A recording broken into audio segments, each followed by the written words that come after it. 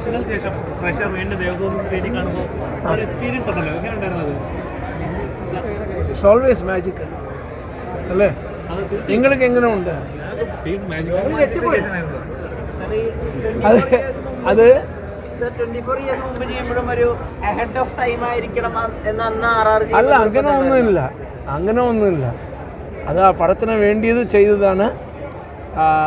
ഇന്നും അത് റെലവെൻ്റ് ആയിട്ടുണ്ട് എന്ന് I mean when I find it is very relevant even today's audience I find very very happy. ഈ remastered version എന്തെങ്കിലും RRൽ remastering ചെയ്തിട്ടുണ്ട്. Even the sound track has been remastered. പിന്നെ ആദ്യം ഉണ്ടായത് 5.1 അല്ലേ, ഇപ്പോൾ ചെയ്തത് atmosphere. So it is they have remastered even the sound track. ഇപ്പോഴും സെലിബ്രേറ്റ് ചെയ്തുകൊണ്ടിരിക്കുകയാണ്. ഇപ്പോഴും യന്ത്ര മഹാനുഭാവന് ആളുകൾ കൈയടിച്ചിട്ടാണ് തുടക്കത്തിലും അവസാനത്തിലും സ്റ്റാൻഡിങ് ഓവേഷനാണ്. അതൊരു വല്ലാത്ത എക്സ്പീരിയൻസ് അല്ലേ? എന്തരോ മഹാനുഭാവുలు എന്ന് പറയുന്നത് ഒരാളെ കുറിച്ചല്ല. നിങ്ങൾ എല്ലാവരുമേ മഹാനുഭാവുలు ഇത് അപ്രീഷിയേറ്റ് ചെയ്ത് എല്ലാവരുമേ മഹാനുഭാവുలు, എന്തരോ മഹാനുഭാവുలు. ആ പാട്ടിലെ മ്യൂസിക് നൊട്ടേഷനും സിനിമയുടെ കഥയായിട്ട് ഒരു കണക്ഷൻ ഉണ്ട്. അതിനെപ്പറ്റി അതെങ്ങനെയാണ് നൊട്ടേഷനിലോട്ട് സാർ എത്തിയത്? അല്ല, അത് ആ പടത്തിൻ്റെ തീമല്ലേ അത്. ആ പടത്തിൻ്റെ തീം ആ നൊട്ടേഷൻ ഉള്ളതാണ്. അതാണ് അത് തീം മ്യൂസിക്, ആ പടത്തിൻ്റെ തീം. പിന്നെ ആ മ്യൂസിക് കേട്ടിട്ടാണ് ആ പേര് അവർക്ക് തോന്നുന്നത്, അലീനാന്ന് ഒരു പേര് വരുന്നത്. ഒക്കെ എല്ലാം കണക്റ്റഡാണ്, എല്ലാം എനിക്ക് കണക്റ്റഡ്. അതെങ്ങനെയാണ് ഇത് ഡയറക്ടർ ചോദിക്കും. റീ എഡിറ്റഡ് വെർഷൻ എന്ന് പറഞ്ഞപ്പോൾ ഒരു പുതിയൊരു സിനിമ കണ്ടിറങ്ങുന്ന ഓരോ പ്രേക്ഷകൻ്റെ ആ ഒരു എക്സൈറ്റ്മെന്റ് ഉണ്ട് എല്ലാവർക്കും. മാജിക് കണ്ട ഫീലിംഗ് ആണ്. എത്രത്തോളം ഹാപ്പിയാണ്? വളരെ ഹാപ്പിയാണ്. കാരണം നമ്മൾ 24 വർഷവും നമ്മൾ കാത്തിരുന്നു. ഇത് ലോക സിനിമയിൽ തന്നെ സംഭവിച്ചൊരു അപൂർവമായ സംഭവമാണ്. 24 വർഷങ്ങൾക്ക് മുമ്പ് തിയേറ്ററിൽ പ്രേക്ഷകർ തിരസ്കരിച്ചൊരു സിനിമ ഇന്ന് പ്രേക്ഷകർ ഏറ്റെടുക്കുന്നു എന്നുള്ളത് ഇതിനു മുമ്പ് ഒരു ചരിത്രത്തിൽ ഉണ്ടാകാത്തൊരു കാര്യമാണ് അത് സംഭവിക്കുന്നത്. ഇത് ഞങ്ങളുടെ ആരുടെയും കഴിവില്ല, എൻ്റെയോ വിദ്യയുടെയോ സിയാദിൻ്റെ ആരുടെയും കഴിയില്ല. അല്ല, ഇത് basically any film is not a single persons, I mean അത് ഒരാളിൻ്റെ ഇത് വെച്ചിട്ട് വരുന്നില്ല. It is a team work, total team work. ഇപ്പോൾ അവർ പറയുന്ന ആ സിറ്റുവേഷനെ എന്നെ ഇൻസ്പയർ ചെയ്യണം പാട്ട് ചെയ്യാൻ വേണ്ടി. അവർ എടുക്കുന്ന പടം കണ്ടിട്ടാണ് ഞാൻ ബാക്ക്ഗ്രൗണ്ട് സ്കോർ ചെയ്യുന്നത്. So it is inspiring each other and the mutual respect and admiration and the love for and passion for films. നമ്മൾ ചെയ്യുന്ന ആ തൊഴിലുള്ള നമുക്കുള്ള ഡെഡിക്കേഷനും പാഷനും അതാണ് റിഫ്ലക്ട് ചെയ്യുന്നത് നമ്മുടെ creations. I find that is it. സമീപകാലത്തൊന്നും ഇല്ലാത്ത വിധത്തിൽ ആദ്യ ദിവസം തന്നെ ഏകദേശം 50 ലക്ഷത്തിനകത്ത് ഇനീഷ്യൽ ബുക്ക് മൈ ഷോ ആപ്പിൽ തന്നെ ട്രെൻഡിങ് ആണ് ദേവദൂതൻ.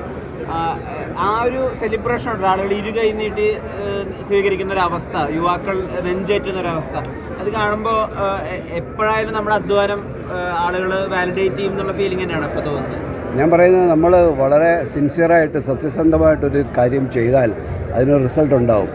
ഞങ്ങൾക്കത് 24 വർഷം കാത്തിരിക്കേണ്ടി വന്നു എന്നേ ഉള്ളൂ. അന്നും ഇന്നും നമ്മൾക്കറിയാം ഞങ്ങൾ ചെയ്തതൊരു നല്ല സിനിമ തന്നെയാണ്, നല്ല കലാസൃഷ്ടിയാണ്. അന്നത് സ്വീകരിക്കപ്പെട്ടില്ല. പക്ഷേ 24 വർഷവും ഞങ്ങളുടെ ഉള്ളിൽ ആ ബോധ്യമുണ്ടായിരുന്നു. ഇന്ന് അതിനെ അംഗീകരിക്കുന്നൊരു തലമുറ ഉണ്ടായിരിക്കുന്നു. ഞങ്ങൾക്ക് നന്ദി പറയാനുള്ളത് ഈ സിനിമ വീണ്ടും തിയേറ്ററിലേക്ക് കൊണ്ടുവരാനായിട്ട് ഞങ്ങൾക്ക് പ്രേരകമായി തീർന്ന ഈ കാലഘട്ടത്തിലെ ചെറുപ്പക്കാരാണ്. അവരത് തിരിച്ചറിയുന്നു.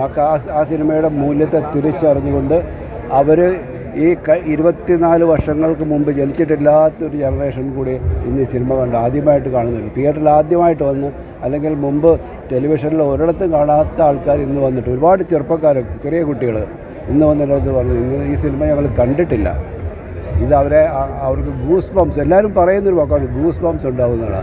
അതിൻ്റെ വലിയൊരു അങ്ങനെ ഒരു ഗൂസ് ബംസിൻ്റെ കാരണക്കാരായ മ്യൂസിക് തന്നെയാണ്, ഗംഭീരമായ മ്യൂസിക്. വിദ്യാജി അല്ലാതെ മറ്റൊരാളത് ഞങ്ങളുടെ ചിന്തയിലുണ്ടായിരുന്നില്ല ഈ സിനിമയിലേക്ക്, ഈ കഥയിലേക്ക് എത്തുമ്പോൾ. സോ എല്ലാം നന്നായിട്ട്, ഇപ്പോൾ ഫോട്ടോഗ്രാഫി, സ്ക്രിപ്റ്റ്, ഇതിൻ്റെ ആർട്ട് ഡയറക്ഷൻ, എല്ലാറ്റിനും ഉപരിയായി ഞങ്ങളുടെ സിനിമയുടെ ക്വാളിറ്റി അറിഞ്ഞ് കൂടെ നിന്നൊരു പ്രൊഡ്യൂസർ. ഇങ്ങനെയൊരു പ്രൊഡ്യൂസർ ഇല്ലെങ്കിൽ ഈ സിനിമ സംഭവിക്കത്തില്ല. എന്തൊരു പ്രൊഡക്ഷൻ ക്വാളിറ്റിയാണ്, നിങ്ങൾ നോക്കൂ, ഒന്നിനും ഒരു കുറവില്ല. അപ്പോൾ എല്ലാം കൊണ്ടും എല്ലാ കാര്യങ്ങളും, എല്ലാ നല്ല കാര്യങ്ങളും ഒത്തു വരുമ്പോൾ അതിനൊരു റിസൾട്ട് അതിൻ്റെ ഒരു നന്മ നമ്മളിലേക്ക് തിരിച്ചു വരാതിരിക്കത്തില്ല. ഇന്നത് സംഭവിച്ചിരിക്കുന്നു. വളരെ സന്തോഷമുണ്ട്. ലാലേട്ടന് ഈ സ്വീകാര്യതയെ പറ്റി അറിവുണ്ടോ? അദ്ദേഹം എന്തെങ്കിലും രീതിയിൽ തീർച്ചയായിട്ടും അപ്പോൾ സ്വീകാര്യതയെ പറ്റി അറിവുണ്ട്, ഇന്നും സ്വീകാര്യതയെ പറ്റി അറിവുണ്ട്. ഇപ്പോൾ ഞാൻ തിയേറ്ററിൽ ഇരിക്കുമ്പോൾ മെസ്സേജുകൾ ലാലിന് കിട്ടുന്ന ഫീഡ്ബാക്ക്സ് എനിക്ക് അയച്ചുകൊണ്ടിരിക്കുന്നുണ്ട്. എനിക്ക് കിട്ടുന്നത് ഞാൻ അങ്ങോട്ട് അയച്ചുകൊണ്ടിരിക്കുന്നു. അദ്ദേഹം പറയുന്നുണ്ട്, ഞാൻ എല്ലാം അറിയുന്നുണ്ട്, കാണുന്നുണ്ട്, ഞാനങ്ങ് ഗുജറാത്തിലായിപ്പോയി, എനിക്ക് അവിടെ ഉണ്ടാകണമെന്ന് ആഗ്രഹം ഉണ്ടായിരുന്നു എന്ന് പറഞ്ഞ് മെസ്സേജുണ്ട്. ഓരോ ദിവസവും ഞങ്ങൾ ഇന്ന് രാവിലെ തൊട്ട് നിരന്തരമായിട്ട് കമ്മ്യൂണിക്കേറ്റ് ചെയ്തുകൊണ്ടിരിക്കുകയാണ്. സാർ, ഈ മാസ്റ്റർ പീസ് അംഗീകരിക്കാൻ വൈകിയതിൽ എന്തെങ്കിലും വിഷമമുണ്ടോ? ഇത് ഈ കാലത്തിന് വേണ്ടി ആണ്. അന്ന് ഒരുപക്ഷെ അന്നത്തെ പ്രേക്ഷകർക്ക് ഇത് ഉൾക്കൊള്ളാൻ പല തടസ്സങ്ങളുണ്ടാവും. അവർക്കത് തിരിച്ചറിയാൻ കഴിഞ്ഞില്ല ഉണ്ടാവും.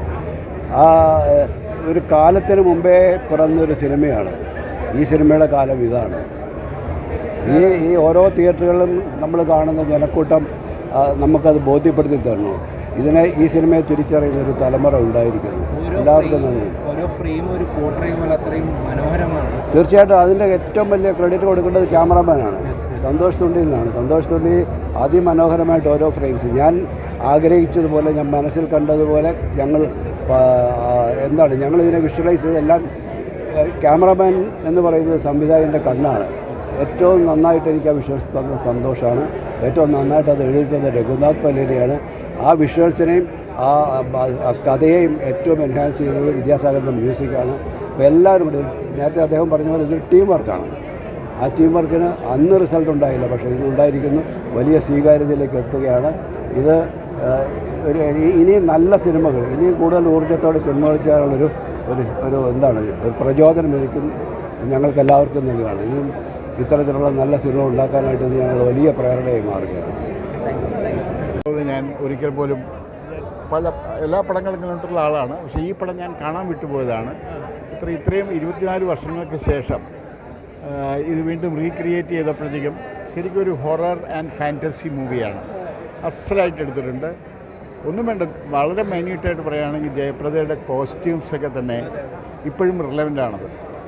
കോസ്റ്റ്യൂംസും ജ്വല്ലറിയും അങ്ങനെയുള്ള ഓരോ മൈന്യൂട്ടായിട്ടുള്ള കാര്യങ്ങൾ പോലും ഇപ്പോഴും നമ്മളൊരു പഴയ ഒരു ഒബ്സലീറ്റാണെന്ന് പറയാൻ പറ്റില്ല ഒരിക്കലും. പഴയ കാലത്തെ അതാണെന്ന് പോലും പറയാൻ പറ്റില്ല. അപ്പോൾ അത് ഇപ്പോഴും കണ്ടംപററി ആയിട്ട് കാണാൻ പറ്റിയൊരു ഭയങ്കര എക്സ്പീരിയൻസാണ്. Thank you.